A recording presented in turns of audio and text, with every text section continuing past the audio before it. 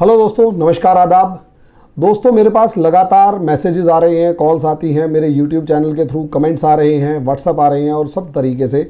और बार बार लगातार जो स्टूडेंट्स हैं वो मेरे से पूछ रहे हैं कि सर ये मुखर्जी नगर की कोचिंग कब खुलेंगे। देखो दोस्तों, सीधी सी बात है, मुखर्जी नगर के कोचिंगों को आप अपने हिसाब से कैलकुलेट करके देख लीजिए कि कब खुलेंगे। मेरा मानना ये है कि जून में खुलेंगे। और जून तक जो बच्चे इस समय पर क्लासरूम का अंदाज़ा लगाकर बैठे हुए हैं, क्लासरूम के अंदर एडमिशन लेने का इंतज़ार करते हुए बैठे हुए हैं कि क्लासरूम में किस तरीके से जाकर वो क्लास अटेंड करेंगे, वो समझ लीजिए जून तक अपना साल बर्बाद करने की तैयारी कर रहे हैं। उसके पीछे रीज़न समझिए मैं क्या कह रहा हूँ। ऐसा नहीं है कि हम लोग मुखर्जी नगर में इंस्टीट्यूट नहीं खोलने वाले, हमारा भी वहाँ इंस्टीट्यूट था जो आजकल बंद पड़ा हुआ है, वो कोरोना की वजह से खुलेगा और हम भी उसी तैयारी में बैठे हुए। लेकिन मजबूरी इस समय पर ये आ रही है बच्चों को कि वो डिसीजन नहीं ले पा रहे और उनको ऐसा लग रहा है कि डेमो ये जो ऑनलाइन क्लासेस हैं चलेंगी या नहीं चलेंगी या कुछ भी। तो ऑनलाइन क्लासेस चलेंगी नहीं चलेंगी तो बाद की बात है, लेकिन इतना समझ लीजिए कि असलियत में ऑनलाइन क्लास डेमो ये जो इंस्टीट्यूट्स हैं ये खुलेंगे कब और किस तरीके से खुलेंगे, क्यों जून, मेरा प्रेडिक्शन है कि जून में खुलेंगे। उसके पीछे सिंपल कैलकुलेशन समझ लीजिए। देखो दोस्तों, सीधी सी बात यह है कि अगर आप इस समय पर देखेंगे तो आज जो समय मैं ये वीडियो बना रहा हूं या अपलोड हो रही है, तो यहां डेट है 30 अक्टूबर। अब 30 अक्टूबर अभी दशहरा गया है, तो मेरा काफ़ी सारे स्टूडेंट्स को मैं कहता था, लेकिन ऑब्वियस सी बात है, समझाने के पीछे भी बच्चे के अपने लॉजिक्स होते हैं। तो मेरा मानना ये था कि अब दिवाली आ चुकी है और 14 नवंबर के आसपास की है दिवाली, तो बच्चे को एक आलस होता है, कोविड का पीरियड तो है ही है, और सबसे पहले 14 नवंबर दिवाली है और लगभग 6 दिन बाद यानी 20 नवंबर के आसपास छठ पूजा है। और यहां तक यानी 20 नवंबर के 10 दिन बाद यानी 30 नवंबर को बच्चा जो है वो अपना निकलने की तैयारी करेगा, सोचेगा कि क्या मुझे जाना चाहिए। लेकिन जिस समय वो सोचना शुरू करेगा वहां पर डर आता है कोविड का, क्योंकि दिल्ली के अंदर रेट्स जो हैं वो कोविड के वो बढ़ना शुरू कर चुके हैं। नंबर ऑफ केसेस जो हैं वो लगातार बढ़ते जा रहे हैं और अब आज की ही खबर है कि आज तक के सबसे ज़्यादा केस लगभग 29 अक्टूबर को आए हैं, 5000 के करीब, 5600 के करीब, और उसके अंदर 600 से ज़्यादा डेथ एक दिन में हुई है कोरोना की वजह से।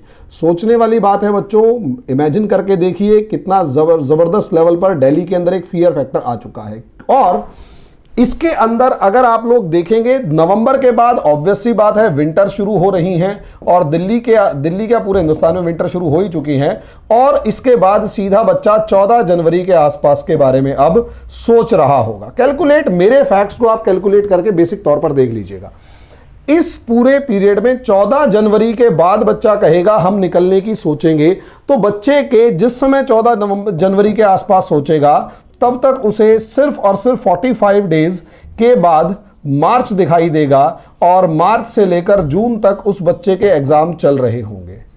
अब ऐसी सिचुएशन में बच्चा जो होगा वो जो ग्रेजुएशन कर चुका है वो थोड़ा सा वो स्टूडेंट जो ग्रेजुएशन कर चुका है वो थोड़ा सोचेगा, लेकिन कहीं ना कहीं ग्रेजुएशन के बाद पोस्ट ग्रेजुएशन के अगर उसने फॉर्म भर दिए होंगे तो पोस्ट ग्रेजुएशन के एग्जाम्स, या फिर उसके दिमाग में एक बात आएगी कि 6 महीने के अंदर क्या पीटी की तैयारी हो पाएगी, क्योंकि ना तो पीटी की तैयारी हो पाएगी इसमें, ना मेंस की तैयारी होगी। अगर पीटी की तैयारी हो भी गई तो बच्चा पीटी देने के बाद कुछ उखाड़ नहीं लेगा, क्योंकि सीधी सी बात यह है 100 दिन के अंदर मेंस और ऑप्शनल की तैयारी होने वाली नहीं है। तो इसलिए मैक्सिमम स्टूडेंट्स जो है, खासकर मुखर्जी नगर आने वाला स्टूडेंट, वो अपने दिमाग में एक बात बिठा ले अच्छे तरीके से कि भैया देखो सीधी सी बात है, इस समय पर दिल्ली आना मुनासिब नहीं है और पॉसिबल नहीं है, क्योंकि दिल्ली में अगर मान लिया 2, 4, 10 बच्चे आ भी जाते हैं तो मेजॉरिटी ऑफ स्टूडेंट जो है वो दिल्ली नहीं आने वाली है। अभी वो सारे के सारे जून 2021 के बाद आने की तैयारी करेंगे जब पीटी हो चुका होगा।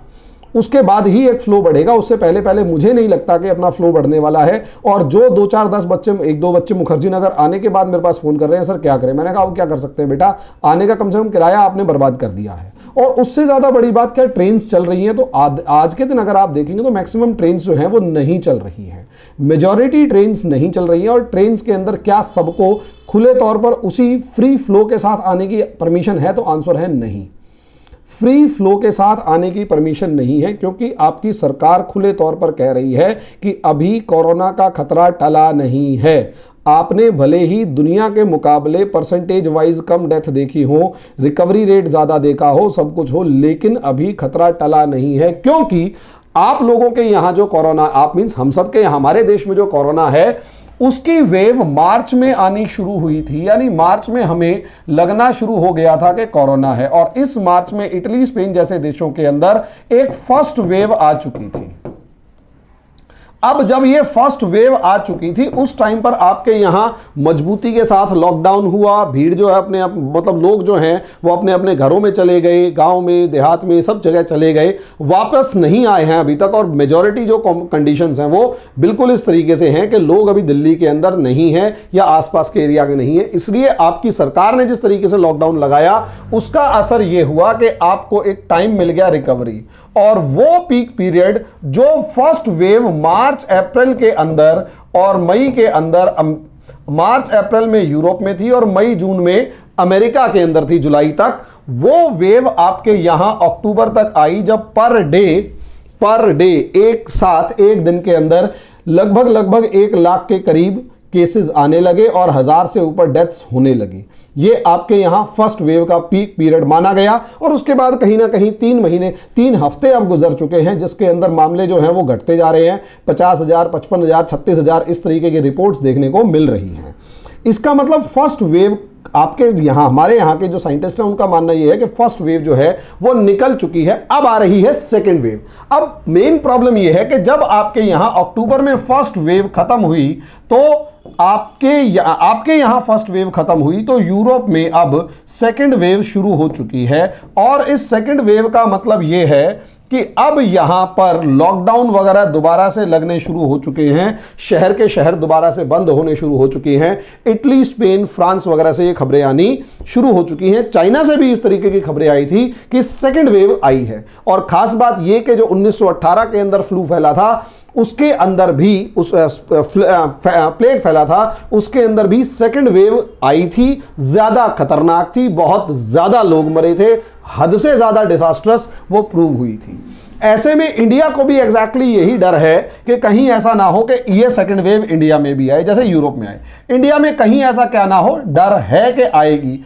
ऐसे में इंडिया उम्मीद कर रहा है कि वैक्सीन जो है वो दुनिया के अंदर कहीं ना कहीं लॉन्च हो जाएगी और उस वैक्सीन से हम दुनिया को बचाने, हम हिंदुस्तानियों को बचाने की कोशिश करेंगे। और जिसमें भारत सरकार को एक कामयाबी ये मिली कि जो यूरोप से लीड्स मिली या जो यूरोप से लेसन्स मिले, उनको यहां पर इंप्लीमेंट किया और हमारे देश के अंदर डेथ रेट को कम किया। लेकिन आपकी सरकार, अभी डर पूरा है, आपकी सरकार इतनी जल्दी, यानी हमारी सरकार इतनी जल्दी से लॉकडाउन खोलने के मूड में लग नहीं रही है। लॉकडाउन नहीं खुलेगा इसका मतलब रेलवेज वगैरह नहीं आ रही हैं, रेलवेज वगैरह नहीं चल रही, इसका मतलब बिहार, यूपी से ट्रेन्स वगैरह नहीं आने वाली। ऊपर से तुम्हारा पूरा त्योहार का सीजन, फिर सर्दियों में कोरोना के बढ़ने के चांसेस ज्यादा, उसके बाद सीधा जनवरी के बाद मार्च में एग्जाम्स के बाद जून के ही अंदर ही बच्चा आता दिखाई देगा। बाकी आप लोगों की समझ है।